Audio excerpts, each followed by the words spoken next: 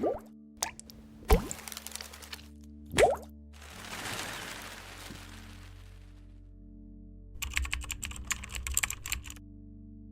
this video, we are going to explore the concept of family trees, which are also referred to as family pedigrees.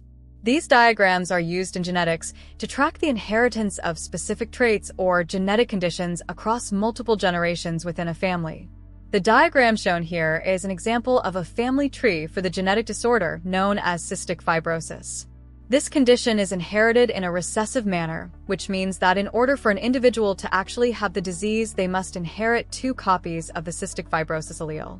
Since the condition is recessive, we represent the allele that causes cystic fibrosis using a lowercase letter f. In contrast, the healthy version of the gene which prevents the condition from occurring is dominant and is therefore represented with a capital letter F. So, if a person has 2 lowercase f alleles, meaning their genotype is homozygous recessive, they will develop the disease cystic fibrosis. If a person has 2 capital F alleles, meaning they are homozygous dominant, then they will be completely unaffected by the condition. However, if someone has 1 capital F allele and 1 lowercase f allele, they are heterozygous, which means they are a carrier of the condition. While they themselves do not suffer from cystic fibrosis, they carry the faulty allele and could pass it on to their offspring. When you are shown a family pedigree in an exam, it will always include a key to help you interpret the symbols. For example, circles typically represent females, while squares represent males. If the shape is not shaded, it indicates that the individual does not have the condition. If the shape is fully shaded, it indicates that the person does have the condition. A half-shaded shape means that the person is a carrier of the condition. Again, you do not need to memorize these symbols because the key will always be provided. What you do need to understand is how to use the key to analyze the pedigree and determine the genotype of each person. Since cystic fibrosis is inherited in a recessive way, anyone who has the condition must be homozygous recessive, anyone who is a carrier is heterozygous, and anyone unaffected is homozygous dominant.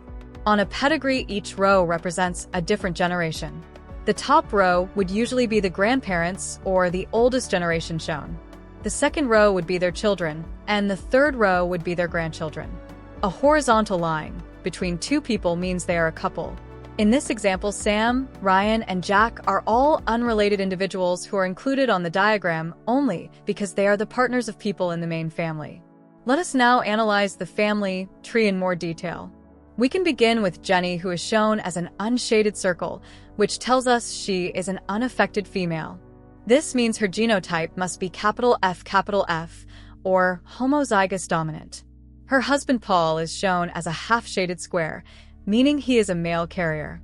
Therefore, his genotype must be capital F lowercase f, or heterozygous. Together, Jenny and Paul have 4 children named Ron, Anna, Harry, and Lucy.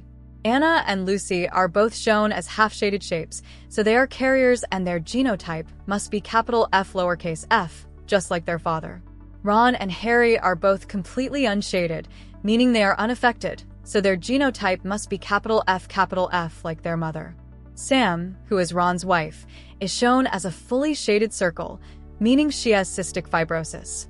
She is the only person on this family tree with the disease, so her genotype is lowercase f, or homozygous recessive. In an exam, you might be asked to use a pedigree diagram to calculate the probability of a certain outcome, such as whether a child will inherit the disease.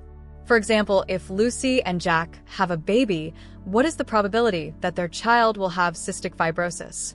To work this out, we look at the genotypes of the parents. Lucy is a carrier, so her genotype is capital F lowercase f, and Jack is also a carrier with the same genotype.